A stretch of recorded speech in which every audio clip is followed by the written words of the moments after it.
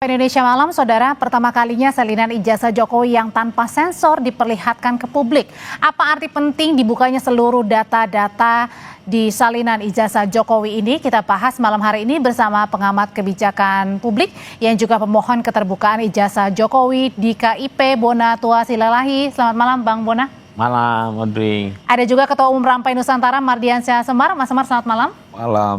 Dan ada juga Direktur Eksekutif Lingkar Madani yang sudah bergabung melalui sambungan Zoom. Ada Ray Rangkuti. Bang Ray, malam. Malam semuanya. Iya, jadi saya mau tanya dulu ke Bang Bona yang sudah menerima salinan ijazah Pak Jokowi. Di bawah, Bang? Bawa Jadi tadi itu diberikannya oleh siapa? Langsung oleh Komisioner KPU? melalui PPID, Apa itu? Pejabat Pengelola Informasi dan Dokumentasi, Oke. beserta Biro Hukumnya. Dipersulit atau langsung dikasih aja tadi gampang? Langsung dikasih. Nah, udah memang keputusan KIP-nya kan seperti itu kan. Dan hari ini yang bikin janji berdua dari KPU dan Abang atau diundang oleh KPU? KPU yang mengundang. KPU yang mengundang. Kemudian? Minggu lalu kan mereka kan dikasih waktu 14 hari kerja setelah tanggal 13 putusan itu ya, 13 Januari. Terus ditunggu-tunggu ya kan, sudah selesai 14 hari. Tidak ada banding? Tidak ada banding. Dan mereka menghubungin saya untuk memberikan salinan fotokopi terlegalisir berwarna.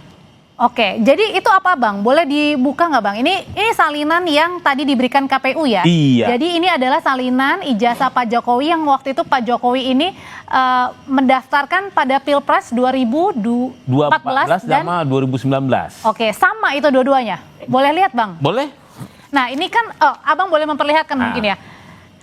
Oke, ini yang 2019. Jadi boleh ditunjukin ke layar Bang. Jadi ada 9 sebenarnya. Saya recap dikit ya. Saya ulangi lagi yang pada saat dulu kan Abang ini yang mempertanyakan ada 9 item yang tanda kutip ditutupi. Memang ditutupi ya oleh KPU ya, tidak diumumkan gitu, tidak dibuka ke publik. Nah ini apa saja Bang yang akhirnya ada? Jadi ini semua ada, nggak ada lagi ditutupin. Seperti nomor ini ditutup waktu itu ditutup juga. Nama ini nomor ditutup. Kertas ijazah jadi ada. Ada. Tanda tangan rektor UGM? Ini semua kan ditutup awalnya. Ada, ini juga ditutup, ada, ini juga ditutup ini juga ada, ditutup ya. Pada intinya semua ditutup kecuali foto sama tulisan logo UGM sama tulisan ini semua. Yang sifatnya tulisan tangan itu ditutup semua. Oke, jadi kalau saya lihat ada nomor kertas ijazahnya ada yang tadinya ditutup. Kemudian ada juga tanda tangan rektor UGM ada. Tanda tangan dekan Fakultas Kehutanan UGM juga ada. Tanda dilegalisir juga ada. Tanggalnya juga ada. Tanggalnya nggak ada. Oh, tanggalnya nggak ada. Oke. Memang nggak ada ternyata. Oh, memang nggak ada. Anda sempat tanya juga. Iya. Dijawabnya? Memang nggak ada tanggalnya. Jadi legalisir itu tanpa tanda tangan. Oh, nggak ada tanda tangan ya. Jadi bukan ditutupi lagi ya. Iya. Pertanyaannya, Bang Bona, sudah puas atau belum salinannya didapat? Ini kan dimintanya dari Agustus tahun lalu. Pasti belum lah. Kenapa belum? Karena ini kan pernah saya mungkin di TV saya bilang ini data sampah. Secara penelitian. Artinya ini data belum terklarifikasi, belum terautentikasi. Jadi tak satu pun lembaga KPU baik di pusat maupun di daerah yang pernah menyandingkan ini dengan aslinya. Sehingga itulah namanya tidak terklarifikasi. Terverifikasi yes. Karena memang faktanya di PKPU-nya itu memang menyebutkan ada kalimat dapat. Artinya KPU akan mengklarifikasi jika ada laporan ijazah ini tanda kutip. Jika Panwaslu melaporkan. Sepanjang sejak kemarin kita sidang di Komisi Informasi Jawa Tengah terhadap KPU di Solo bersaksi. Mereka bilang juga 2005 mereka tidak pernah. Sampai sekarang mereka tidak pernah melakukan yang namanya klarifikasi.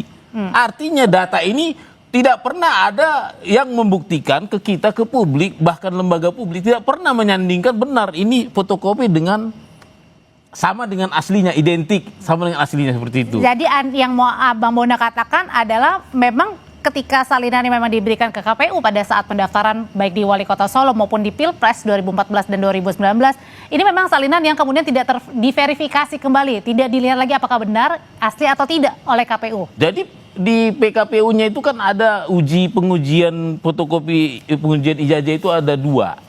verifikasi administrasi dengan verifikasi klarifikasi.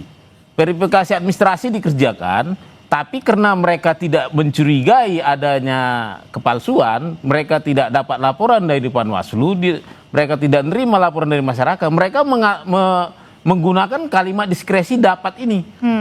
Mereka memutuskan tidak melakukan klarifikasi. Oke. Diterima saja. Terima saja, percaya saja. Apalagi kalau sudah jadi wali kota, apalagi kalau sudah jadi presiden, siapa yang berani melakukan siapa yang itu? berani? Oke. Ya kan? Nah, seperti sekarang itu. pertanyaan selanjutnya, kenapa Anda mengaku tidak puas sudah mendapatkan salinan dari KPU? Karena penelitian saya itu harus, supaya penelitian saya lolos jurnal yang bagus itu harus teruji. Ini data sekunder tapi belum bisa diuji. Yang Anda minta aslinya? Bukan, data primer yang terverifikasi atau data sekunder yang terklarifikasi ya. Sebisa mungkin saya seharusnya kan awalnya mintanya ke ANRI, Arsip Nasional Republik Indonesia. Level ANRI itu lebih tinggi dari klarifikasi, yaitu autentikasi. Artinya yang ini, kalau dia misalnya ini fotokopi, kalau diserahkan ke ANRI, ANRI akan minta aslinya. Karena ini salinan. Iya, diautentikkan. Otentik ini pertama mereka cek informasi dia yang asli, baru cek fisiknya. Itu namanya otentik. Kalau klarifikasi hanya disandingkan saja. Kalau administrasi hanya tanya UGM, benar nggak ini? Benar, ya udah. Jadi ada grade levelnya seperti itu. Jadi yang bisa saya jadikan data penelitian itu adalah fotokopi terlegalisir dari KPU yang terklarifikasi. Sebisa mungkin terautentikasi. Ya, dan sampai sekarang Anda sudah menerima salinannya, tapi belum puas. Mas Semar, kalau pada saat 9 item itu tidak diperlihatkan ke publik dan sekarang menurut KIP memerintahkan KPU untuk membuka semua karena ini termasuk dokumen yang kemudian bisa dikonsumsi, diperlihatkan ke publik. Pertanyaannya pada saat waktu ditutup itu 9 item, ini atas permintaan siapa? Ya tentu kan punya kebijakan yang menutup ya. Nggak ada juga perintah-perintah. KPU maksudnya? Ya mungkin juga KPU karena merasa mungkin itu ada data pribadi yang harus ditutup. Tapi bahwa sekarang itu diputuskan oleh KIP ya untuk menyerahkan bahwa itu dokumen yang boleh diketahui publik, ya bagus juga jadi terbuka. Jadi apa yang dilakukan oleh Bonatua itu bahwa dia menginginkan untuk melihat salinannya langsung kan juga sudah dipenuhi.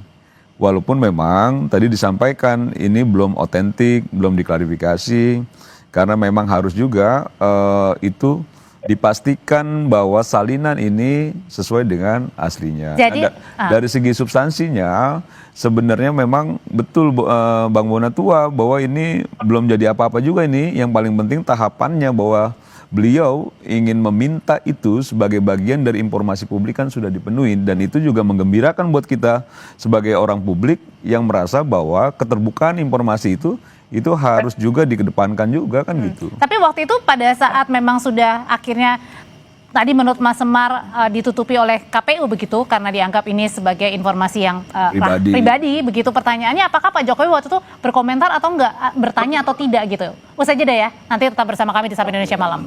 Pertanyaan saya sebelumnya Mas Semar, kalau tadi Mas Semar bilang Pak Jokowi nggak tahu, sebenarnya ini nampaknya dari KPU yang menutupi 9 item itu. Pertanyaan pada waktu itu Pak Jokowi sempat tanya nggak sih kenapa ditutupi? Enggak, Pak Jokowi itu orangnya maksudnya dia serahkan semua proses. Bahwa memang dia melaporkan iyalah soal tudingan itu. Karena soal yang sangat personal ya buat diri Pak Jokowi. Tapi dalam prosesnya saya tuh beberapa kali Audrey ketemu dengan Pak Jokowi nggak pernah bahas soal ijazah. Nggak pernah. Mau 2 jam, mau 3 jam kita diskusi gitu berdua pun nggak pernah ngomong soal ijazah. Sekarang Pak Jokowi tahu nggak kalau salinan ijazah sudah diterima oleh Bang Bona dan nanti di-share atau udah di-share ke publik? Sudah saya share tadi semua pada nyusup. Oke. Ya tahu, tapi kan juga nggak merubah apapun kan. Dalam arti bahwa proses hukumnya kan tetap jalan. Bahwa nanti ada pembuktian-pembuktian lain terkait dengan ijazah aslinya yang sekarang sudah menjadi barang bukti. Itu kan yang menjadi poin penting. Bahwa memang ini perlu diapresiasi ya soal keterbukaan informasi publik. Karena saya menganggapnya apa yang dilakukan Bonatua itu jauh lebih fair, jauh lebih baik ketika melalui prosedur hak publik untuk mendapatkan informasi. Kalau misalnya Rosuryo dan kawan-kawan kan tidak punya alat ya yang memang memadai untuk dilakukan penelitian, sudah menyampaikan ke publik bahwa ini palsu. Itu yang menurut saya tidak fair, tidak objektif. Nah, kalau yang dilakukan Bonatua itu sesuatu yang sesuai dengan track yang menurut saya. Dia minta salinannya, nanti dia juga ingin melakukan autentifikasi, klarifikasi terkait itu. Karena sebenarnya kalau dari segi dasarnya itu, ketika satu lembaga institusi sudah menyatakan dia mengeluarkan ijazah atas nama Pak Joko Widodo, dan Pak Joko Widodo juga merasa menguasai ijazah yang dikeluarkan oleh UGM, kan selesai sudah. Nah, ini proses yang nanti akhirnya kita lihat apakah memang apa yang dilakukan oleh Bonatua ini sebagai pencerahan ya terhadap publik, bahwa publik juga punya hak untuk soal informasi. Oke, jadi maksudnya Anda ketika tadi Bang Bona bilang pada saat di konvers menyatakan publik ini saat ini terbagi dalam 3 kelompok. Ada yang tidak percaya ijazah Pak Jokowi asli, ada yang percaya ijazah Pak Jokowi asli, dan ada yang ragu-ragu. Kalau menurut Anda dengan adanya ini semakin meyakinkan? Enggak juga, belum merubah juga itu. Jadi belum merubah juga pikiran publik apakah dia percaya, tidak percaya, atau ragu-ragu. Yang bisa merubah pikiran publik adalah ingin rasa tahunya itu terpenuhi ketika memang ijazah palsu yang ijazah asli yang benar-benar dimiliki oleh Pak Jokowi itu betul-betul dinyatakan asli atau palsu. Nah, itu nanti dalam proses sidang peradilan kan gitu ya. Oke, Bang Rey, dengan salinan ijazah yang sudah artinya sudah bisa diterima oleh publik ya, sudah bisa dibaca dan diolah sendiri oleh publik. Nah, pertanyaannya apakah ini kemudian akhirnya meredam ke pertanyaan dari publik yang selama ini bertanya-tanya kemana ijazahnya Pak Jokowi, asli atau enggak, ada atau enggak? Kalau ada, kan yang dipersoalkan orang itu adalah apa yang ada itu asli apa enggak, itu kan yang dipersoalkan. Yang sampai sekarang ya kita belum tahu apakah asli atau tidak. Kalau ada, maka karena adanya lah dia diloloskan. Baik sebagai wali kota Solo, gubernur DKI dahulu gitu ya, calon presiden 2 kali, ada tuh secara fisik. Cuma yang ada ini benar apa enggak, asli apa enggak gitu. Nah, itu yang dipersoalkan oleh oleh Roy, oleh Bung Bonar dan sebagainya gitu. Jadi artinya dengan salinan ijazah ini sudah diterima dan di-share ke publik belum meredam tanda tanyanya publik ini, artinya kelompok ini masih terpecah. Ada yang tidak percaya, ada yang percaya, atau masih ada yang ragu-ragu. Berarti artinya masih terpecah ini. Saya kira petanya masih sama ya. Mereka yang ragu masih akan ragu, mereka yang memang udah percaya ya percaya gitu. Tapi kan tingkat orang terhadap keraguan akan keabsahan ijazah ini kan makin meningkat. Karena berlapis-lapis sih persoalannya ya. Soalannya pertama adalah kalau adanya ada. Yang kedua, apakah benar fisiknya itu atau tidak? Itu dulu tuh. Yang ketiga, apakah fisiknya ini menyerupai yang aslinya?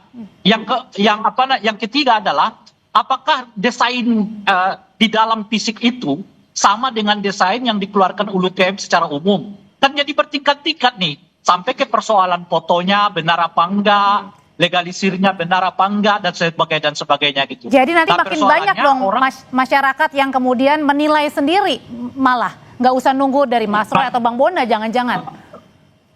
Gimana? Jangan-jangan nanti masyarakat setelah melihat salinan ini mereka juga bisa punya analisa sendiri tanpa melihat dari kasusnya Mas Roy ataupun Bang Bona. Iya, dengan sendirinya tentu saja. Tapi begini ya, ini kan sebetulnya berlarut-larut disebabkan oleh satu ya, dahulu ada ketertutupan yang sangat dari KPU terkait dengan ijazah ini.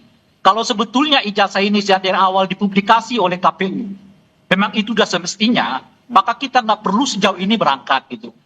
Nah, sayangnya dari dahulu KPU menahannya, karena kalau Pak Jokowi itu kan objeknya ya, jadi memang beliau itu tidak punya apa istilahnya itu ya, beban sebetulnya untuk memperlihatkan itu kepada publik. Yang wajib memperlihatkan itu adalah KPU, dan dari dahulu sudah dimintai aslinya dari KPU, tapi KPU selalu berlindung di belakang kerahasiaan individu gitulah kira-kira. Nah, terakhir kan kita tahu tuh KPU pernah membuat aturan yang justru ya membatasi pengetahuan publik terkait dengan ijazah yang hanya berhubungan dengan Pak Jokowi. Nah, kalau sekiranya dari dahulu tanpa harus skip, tanpa harus ini, tanpa harus itu, mungkin nggak akan sepanjang ini ceritanya gitu. Artinya di sini KPU artinya di sini KPU tidak berani atau kurang berani? Iya, saya kira ada unsur kurang berani ya dari awal. Mestinya mereka udah mengerti bahwa semua dokumen yang masuk ke KPU itu adalah dokumen yang tidak dikecualikan. Itu udah ranah publik gitu. Oke, Bang Boni. Nah, itu dengan sendirinya. Kalau sebetulnya mereka berpihak pada prinsip-prinsip transparansi, berpihak kepada kepentingan untuk publik mengakses keseluruhan ijazah dan sebagainya gitu, kelar ini dari dahulu. Nah, cuman lama sekali bahwa proses ini yang membuat orang makin mengental kepada mereka yang tidak percaya gitu ya. Dan tentu saja yang percaya makin mengental juga untuk membela keaslian dari ijazah Pak Jokowi gitu. Oke, dengan keterbukaannya, dengan KIP memerintahkan KPU untuk membuka salinan ijazahnya Pak Jokowi, jangan-jangan setelah ini banyak lagi dia permintaan-permintaan untuk membuka salinan ijazah para pejabat publik dahulu atau mungkin yang sekarang. Usai jeda ya Bapak-Bapak, kita akan membahasnya tetap bersama kami di Sapa Indonesia Malam. Saya sebelumnya kalau gitu dengan KIP memerintahkan salinan semua salinan ijazah ini boleh dibuka bukan hanya untuk Pak Jokowi ya, Bang ya. Berarti artinya semua mantan pejabat publik maupun pejabat publik. Pertanyaannya kalau gitu, jangan-jangan ini makin banyak nanti yang meminta, jadi sibuk nanti KPU. Ya, bukan hanya KPU, semua lembaga pendidikan juga bisa dimintakan. Kampus-kampus yang mereka bisa dimintakan. Saya kan bukan hanya Pak Jokowi yang saya periksa, saya tanyain. Saya juga minta pejabat lain, sekelas menteri juga. Nah, tapi yang uniknya publik sekarang sudah banyak berwaya ke saya, minta pejabat A, pejabat B, pejabat C. Kenapa? Karena dia pikir kelas 1-nya aja RI nomor 1 dikasih, apalagi nomor sekian-sekian. Jadi ramai dong. Ramai. Nanti bakal saya yakin ini booming nanti ntar lagi. Oke, apa dampaknya Bang Rey kalau tadi akhirnya dengan KIP yang memerintahkan untuk membuka dokumen karena termasuk keterbukaan informasi, jadi ramai nih, jangan mantan pejabat publik atau pejabat publik sekarang ini semuanya ada yang meragukan dan kemudian meminta salinan. Ya nggak masalah. Karena itu dibuat persyaratan kan. Bahwa orang kalau mau menjadi pejabat publik itu harus jelas sekolahnya kan. Lulusan ini, tamatan itu, dan sebagainya. Mau tak mau itu harus diuji. Jadi semakin banyak persyaratan administrasi, semakin banyak jebakan juga gitu. Kita kan tahu juga, misalnya ada yang nggak penting-penting amat seperti SKCK. Ya kan? Harus ada. Nah, apakah SKCK-nya asli apa tidak, bisa juga dipersoalkan. Dan ada peristiwa yang sebelumnya terjadi di Wakil Bupati, seingat saya di salah satu daerah ya, kemarin kan, bahkan sudah sampai ke pidana. Yang dipidana itu bukan yang melaporkan kan, yang dipidana itu adalah proses hukum itu adalah orang yang diduga melakukan ijazah palsu gitu. Nah, berbeda ini dengan peristiwanya Pak Jokowi, sebab yang dipidana itu adalah orang yang melaporkan. Saya juga agak miris ya, karena partisipasi masyarakat seperti Bung Roy Suryo itu mestinya diapresiasi gitu. Kenapa gitu? Karena orang peduli apakah ijazahmu benar, SKCK-nya benar, LHKPN-nya benar. Itu penting banget bagi kita karena selama ini hanya menjadi prosedural administrasi biasa gitu loh. Berarti artinya tanpa kalau benar-benar mau diignoran. Kalau yang KPU tadi menurut Bang Bona bilang ini dapat ya, berarti artinya KPU bisa memverifikasi atau tidak, dan ini seharusnya ini juga menjadi tanda tanya yang kemudian juga harus diperbaiki dong. Jangan mendapat, artinya harus memverifikasi benar-benar seseorang yang ingin mendaftarkan. Bukan sebetulnya. Wajib itu. Wajib dibuka oleh KPU. Ini sebetulnya ya, kalau kan tanpa putusan Komisi Informasi Publik ini itu sebetulnya itulah kewajiban KPU. Yang jadi masalah itu adalah KPU menutupinya selama ini. Dan itu bermasalah. Sebab kenapa bermasalah? Karena kemudian orang nggak bisa mengakses data orang yang menjadi calon pejabat publik. Sebab filosofinya sederhana, semua orang yang menjadi calon pejabat publik, semuanya itu terbuka kepada publik, kecuali yang memang menyangkut yang berhubungan dengan yang tidak disyaratkan oleh administrasi negara. Ijazah itu kan disyaratkan oleh administrasi negara. LHKPN disyaratkan oleh administrasi negara. Jadi otomatis itu semuanya menjadi ranah publik. Inilah pokok persoalannya dari awal gitu, ditutup-tutupi yang membuat orang makin yakin ada persoalan di dalamnya gitu ya. Dan saya kira petanya nggak akan berubah. Tetap aja seperti yang sekarang. Yang yakinnya akan yakin, yang enggak. Mungkin setelah ada nanti tahapan-tahapan berikutnya yang memungkinkan peta-peta ini akan berubah dan atau dilupakan orang. Oke, kalau gitu seharusnya Mas Semar semuanya harus berterima kasih dong dengan adanya kasus ini, maka keterbukaan informasi semakin jelas untuk pejabat atau mantan pejabat publik. Iya, dan menurut saya ini bagus sekali ya. Dan pada titik ini, ketika tadi siang Bona Tua menerima salinan, saya meyakini betul ini banyak sekali pejabat publik yang sudah mulai deg-degan ini. Karena apa? Karena Pak Jokowi saja yang itu mantan presiden ya, itu bisa salinan ijazah diberikan, apalagi pejabat publik lainnya, anggota DPR, bupati, wali kota, dan lain sebagainya. Dan kalau benar mungkin nggak deg-degan, mungkin ada juga yang tidak benar kan. Nah jangan-jangan Pak Jokowinya aman karena terbukti ijazahnya asli, nanti yang lain malah terbukti ijazahnya palsu lagi. Nah ini kan persoalan lain. Dan saya jadi teringat ya, waktu Prof. Yusril menyampaikan proses pemilihan presiden di tahun 99 lalu. Prof. Yusril menyampaikan bahwa secara persyaratan administrasi itu hanya beliaulah yang punya kelengkapan itu. Tapi Gus Dur, Megawati itu tidak melengkapi itu. Tapi proses politik yang dilakukan pada saat itu memilih dua orang itu menjadi calon presiden. Artinya kalau mau dibawa bahwa kita apa yang disampaikan oleh Ray bahwa memang pejabat publik harus tertib administrasi termasuk ada SKCK dan lain sebagainya.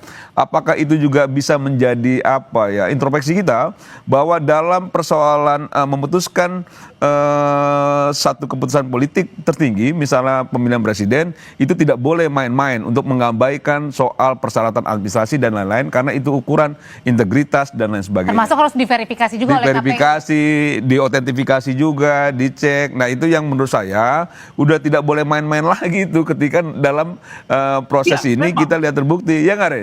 Kan gitu ya. jadi memang nggak boleh main-main. Tidak boleh main-main gitu loh. Bukan di situ. Betul. Masalah kita itu terlalu banyak syarat administrasi yang dibebankan kepada orang. Ya.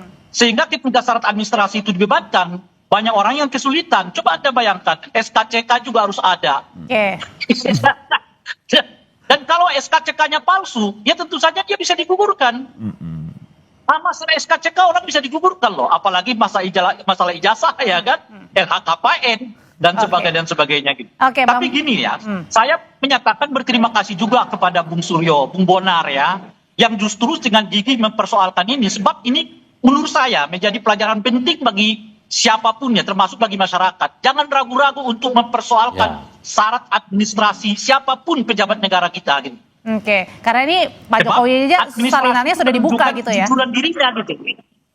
Ya itu dia. Nah yang kedua, ini yang dilakukan oleh Bung Bonar ini ya, memperteguh ya prinsip bahwa seluruh syarat administrasi pejabat negara harus dibuat terang benderang oleh penyelenggara pemilu gitu. Bang Bona, balik lagi ke pertanyaan saya waktu beberapa bulan bertemu Bang Bona waktu pada saat masih sidang KIP, pertanyaannya adalah sebenarnya ketika salinan ini sudah didapat mau diapain? Salinan ini sudah didapat sekarang. Kemarin kan belum, baru diperintahkan nunggu 14 hari, sekarang sudah didapat. Mau diapain? Sebenarnya ini sudah saya analisis, tapi terbatas tidak ikut yang 9 item. 9 item yang ditutupi itu belum saya analisis. Jadi begitu sudah dapat yang full unsensor, maka saya akan lanjutkan ke penelitian analisis 9 item tadi, termasuk tanda tangan macam segala. Artinya kalau di situ ada nama dekannya, ada nama rektor, kemudian ada tanggalnya, Anda mau mencocokkan dengan yang pada saat itu juga sama-sama lulus, misalnya dari nama A gitu. Karena ini sifatnya sudah diskursus publik, nanti publik yang akan bersama kita, publik akan bersama-sama membuktikan. Karena apa? Ini kan memang sudah keputusan KIP sudah bilang ini informasi terbuka. Publik tidak akan ragu lagi untuk menganalisa, menguji. Jadi banyak analisa-analisa baru nanti selain ada banyak peneliti dadakan. Bang Rismon atau Dokter Tifa. Iya, akan banyak. Itu makin merugikan Pak Jokowi nggak? Semakin banyak, semakin pusing, Mas. Enggak lah, kan kalau benar ngapain takut? Iya, kalau benar itu ngapain pusing? Pak Jokowi itu sama sekali nggak pusing. Buktinya kemarin aja dia udah mulai lari di tadi Bang Ray Stadion bilang Manahan Solo. Masih 3 kelompok terbagi nih, ada yang ragu, iya dan nggak apa-apa, memang sejak awal kan memang terbagi dan saya dari awal sepakat juga memang belum merubah soal komposisi keraguan ataupun orang yang percaya atau tidak percaya itu belum mengubah. Tapi kalau ditanya soal Pak Jokowi sendiri, merasa bahwa memang dia merasa ijazahnya asli, benar, ya nggak ada juga soal ketakutan, soal kekhawatiran dan lain sebagainya. Kemarin juga sudah jalan-jalan dia di Manahan Solo tuh olahraga, karena ada wacana katanya menjadi ketua One Team Press malah. Oh, Jadi Team Press maksud Pak saya, Prabowo. dia kayaknya soal ijazah ini bukannya dia tidak peduli terhadap prosesnya, tapi bahwa ketika saya sendiri sebagai kalau misalnya jadi Pak Jokowi, kalau kita mengikuti kuliah sesuai dengan prosesnya, ijazah didapat, kita miliki, apa yang ditakutin? Mau jutaan orang juga bicara itu palsu kalau kita ikuti itu, dan yang mengeluarkan juga sudah menyampaikan bahwa itu asli, apalagi? Kan gitu loh. Nah, bahwa ini sekarang ada proses, orang meragukan boleh, orang tidak percaya boleh. Masa iya kita harus paksa orang harus percaya semua? Orang tidak ragu terhadap ijazah, boleh saja. Tapi bahwa Pak Jokowi sendiri punya keyakinan bahwa ijazah yang didapat sudah sesuai dengan prosedur dan diperkuat oleh UGM, selesai sudah. Oke, jadi dengan adanya salinan ini orang masih bertanya-tanya nggak? Kembali lagi ke pertanyaan sebelumnya, Bang Rey, gimana caranya meyakinkan publik nih agar tidak terpecah lagi, biar kita bisa menanyakan kasus-kasus yang lainnya singkat saja. Maksudnya hal-hal yang lebih penting begitu. Ini sebetulnya kan pertanyaannya begini, dengan diungkapkannya ijazah versi KPU, katakan begitulah ya, apakah itu menunjukkan bahwa ijazah yang dipersoalkan selama ini dengan sendirinya asli? Belum tentu. Sebab apa yang diungkap sekarang ini kan kurang lebih sama seperti ijazah yang dianalisis oleh Roy Suryo selama ini kan. Kurang lebih sama tuh. Dan itulah yang dipersoalkan oleh Roy Suryo dan kawan-kawan sebelumnya gitu. Nah, oleh karena itu sekarang kita punya 3 lah gitu ya. Satu ijazah yang di tangan Pak Jokowi, satu ijazah yang di tangan kepolisian dan mungkin akan nanti ke pengadilan, satu ijazah yang sekarang salinannya diserahkan oleh KPU ke kawan-kawan Bonan 2 gitu. Nah, tinggal lagi dilihat lagi ketiga-tiganya, mirip, cocok, ada nggak bersalah, ada nggak yang miring-miring dan sebagainya gitu. Jadi nanti makin banyak analisanya ya. Artinya ini belum selesai, ini belum mengkerucut kepada siapapun sebelum katakanlah 3 versi ijazah ini disandingkan dalam satu meja. Oke, sudah kita tangkap pesannya dari bapak-bapak semuanya. Yang pasti tadi ini membuka juga ya bagi masyarakat mungkin ya yang ingin mempertanyakan salinan atau ijazah-ijazah pejabat publik atau mantan pejabat publik lainnya. Terima kasih Bang Rey, Bang Bona terima kasih, Mas Semar terima kasih. Selamat malam bapak-bapak semua.